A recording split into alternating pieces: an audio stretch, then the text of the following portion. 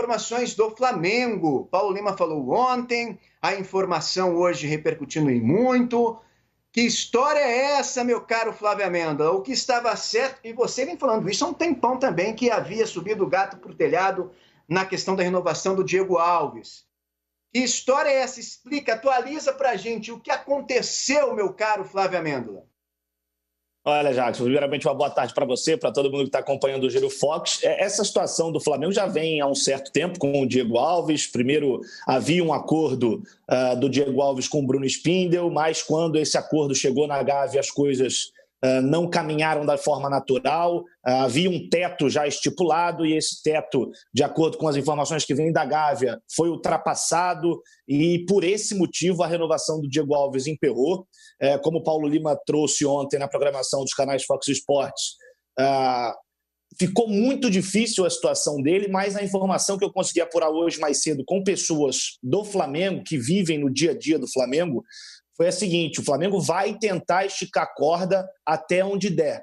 Até onde o Flamengo conseguir, o Flamengo vai tentar manter o Diego Alves, muito por conta da liderança que ele tem dentro do grupo, isso é notório, ele é um dos capitães dessa equipe, e além disso, ele tem também um prestígio muito grande com os torcedores, que mesmo com a chegada do Neneca, o crescimento do Neneca, ainda eles acreditam no potencial do Diego Alves muito por conta da experiência que ele tem. Então, embora a situação seja muito difícil hoje, a direção do Flamengo ainda não jogou a toalha em relação à renovação do Diego Alves. Essa informação que eu consegui apurar hoje mais cedo. Sobre os jogadores que têm contrato se encerrando no final deste ano, o Thiago Maia, a expectativa é que o Flamengo consiga um acordo com o Lille, e esse acordo já está muito bem encaminhado para ele renovar por pelo menos mais 6 meses. É bom a gente lembrar, o Thiago Maia hoje opera por conta da lesão que ele teve, uma lesão muito grave, ele fica fora por pelo menos 4 meses, mas o Flamengo já costurou esse acordo com o Lille, então a notícia é boa para a torcida do Flamengo. Sobre o Pedro Rocha, o Flamengo não vai permanecer com esse jogador,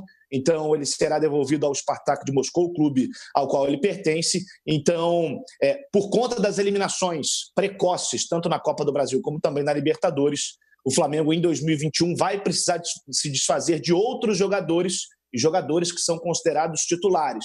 Então a expectativa é muito grande para a gente ver quem permanecerá no Flamengo e quem fará parte da barca rubro-negra, que certamente em 2021 vai partir, e as informações que vêm do Ninho do Urubu é que essa barca não vai ter um preenchimento vazio, não, vai ter bastante gente deixando o Flamengo. A gente tem um material especial sobre as finanças do Flamengo nesse atual momento, em virtude das eliminações, e a gente acompanha a partir de agora.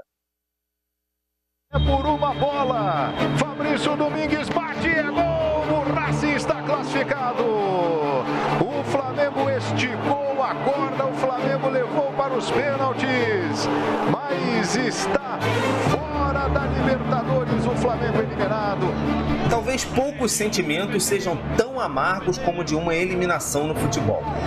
Acrescente aí o fato de ser o atual campeão e o gosto fica ainda pior. É o que encara o Flamengo após cair diante do Racing na Libertadores, em pleno Maracanã, nas oitavas de final. O dia seguinte é duro, a realidade dolorida. Não há alternativa agora no Ninho do Urubu ao olhar para o futuro e as consequências do insucesso.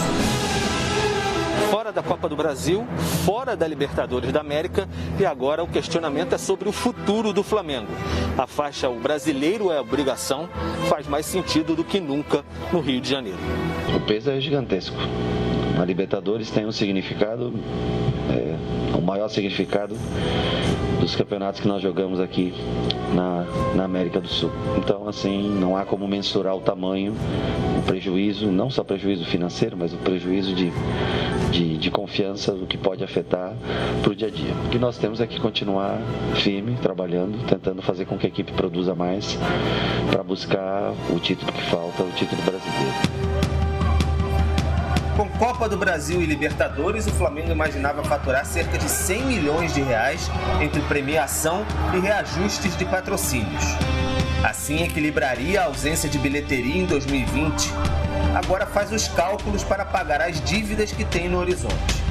Apenas em salários adiados na pandemia, bônus por conquistas e a multa do técnico Domenech Torrent, o valor chega a 22 milhões de reais. Contratações definitivas de Pedro e Thiago Maia estão sob risco. Vender atletas é a fórmula considerada ideal. Os jogadores entendem o momento difícil, sabem da pressão pela Taça do Brasileiro e admitem que precisam melhorar. O que tiver que fazer para melhorar, nós iremos fazer e os jogadores estão cientes disso. Por exemplo, hoje poderíamos ter feito os gols, criamos oportunidades, poderíamos ter concluído em gols, isso é uma responsabilidade nossa que nós temos que melhorar e iremos fazer. No portão do Maracanã, o tom foi de protesto de vândalos disfarçados de torcedores. Houve até agressão à reportagem da ESPN. Entre dedos apontados e culpas divididas, o clima no Ninho do Urubu é de apreensão. Há questões internas a resolver, como o trabalho do departamento médico. O futebol está sob pressão. Sábado, o time volta a campo contra o Botafogo, pelo Brasileiro. Enquanto isso, tenta respirar no ar pesado criado com a eliminação precoce. É um Flamengo que acordou do sonho dourado de 2019 e voltou a decepcionar em Libertadores. E no futebol, pesadelos sempre têm consequências.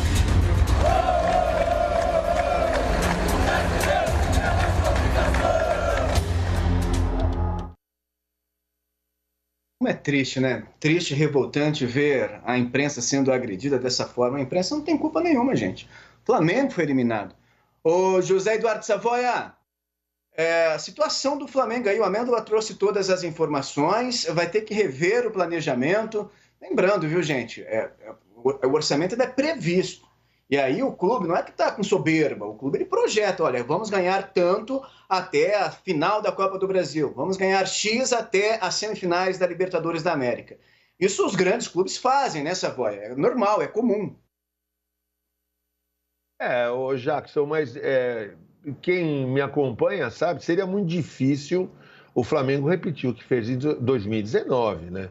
Ganhou praticamente tudo. E eu acho que até o próprio Jesus já disse isso aqui, também não acreditava que pudesse repetir. Agora, você tem que levar em consideração que dias piores virão, né? Porque o Flamengo fez um belíssimo trabalho, inclusive a direção em 2019, também com base no orçamento, na venda de jogadores. Agora, a partir do momento em que você não tem mais esse orçamento, é um binômio, né? Orçamento bom e trabalho bom.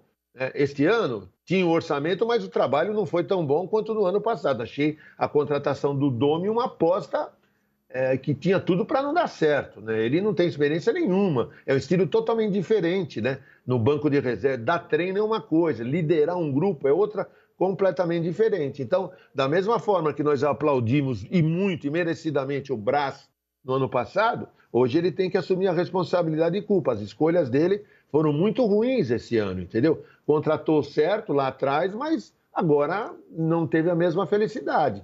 E sem o dinheiro, você abre mão também da qualidade. E o Flamengo tem muito prejuízo, porque sem público no estádio, é um dinheiro importantíssimo para o Flamengo. No Maracanã, sempre lotado na fase boa, é renda de zilhão todo jogo, né? E Flamengo na fase boa. Aí você perde as cotas do campeonato, da Copa do Brasil e da Libertadores. Tudo isso vai interferindo no planejamento. Então, a tendência qual é? Não contratar mais o Pedro, não reformar com o Daniel, com o Diego Alves. Então, isso vai enfraquecendo. Agora, o Brás tem sua parcela de culpa. Da mesma forma que a gente aplaudiu lá atrás, a gente tem que falar a verdade que ele não foi tão feliz esse ano. E a culpa não é do Rogério Ceni. O Rogério Ceni montou no cavalo selado, mas o que ele podia fazer em 21 dias? Ele vai assumir uma responsabilidade que não é a dele, né? E vai assumir, vai ter que assumir. Agora, torcedor tem que enxergar o problema. Ninguém ganha sempre, né? Mesmo os grandes times, a seleção em 2006, né, tinha o Quarteto Mágico, não ganhou na Alemanha. Por quê? Porque trabalhou mal, não por falta de qualidade dos jogadores. O Flamengo pode vir a ganhar o Campeonato Brasileiro. Agora, se a torcida começar a partir para esse lado, agressão, pressão, né? Até os jornalistas estão sendo vítimas disso daí. Então é desespero, vai só complicar a situação que caminha para ficar pior.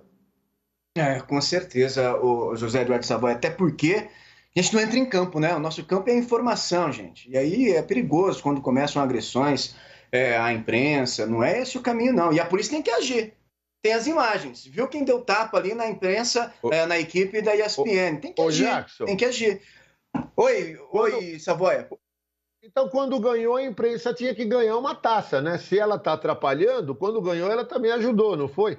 A torcida tem que dar uma taça para a imprensa. Claro que é uma comparação ilógica, né? Mas qualquer tipo de pressão, inclusive para os próprios jogadores, né? Para o próprio clube, para a própria diretoria, é ruim para o clube, para o torcedor, para todo mundo. Agora, a imprensa, cara, eu não vou ficar aqui levantando a bandeira pró-imprensa, mas é uma coisa até de educação, né? A imprensa não tem nenhum comprometimento, nenhuma responsabilidade no sucesso e no fracasso de algum time de futebol.